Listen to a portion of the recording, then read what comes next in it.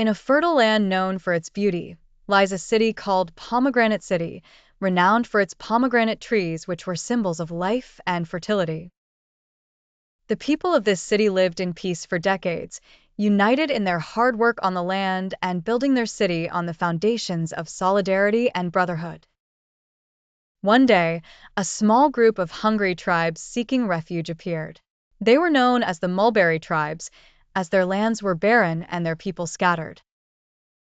Despite their concerns, the people of Pomegranate City, with open hearts, allowed the Mulberry tribes to live in a small part of their city, where they could trade and coexist peacefully.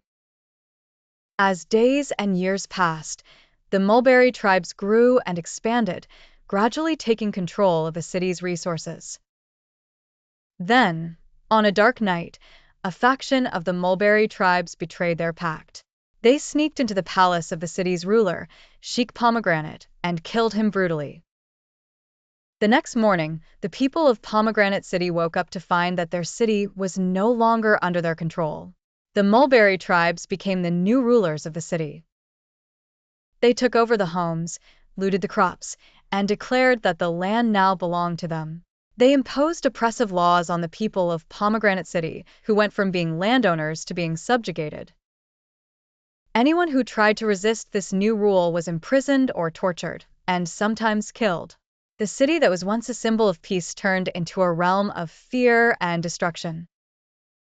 What compounded the suffering of the Pomegranate people was not only the oppression of the Mulberry tribes, but also the silence of the surrounding villages.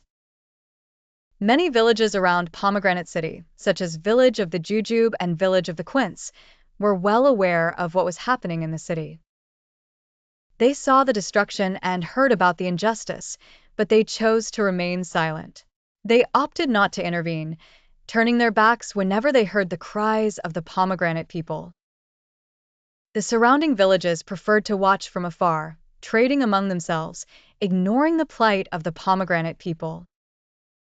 In fact, some of them began to benefit from the new status quo, as the Mulberry tribes offered them trade opportunities at high prices in exchange for their silence. Amidst this despair, a brave girl from the Pomegranate people, Layla, emerged. She decided not to stand idly by and gathered a small group of young people ready to sacrifice themselves to reclaim their city. They began organizing secret operations to resist the oppressive tribes. They worked in secrecy, sending messages to the surrounding villages, urging them to stand up for justice, but the villages remained silent.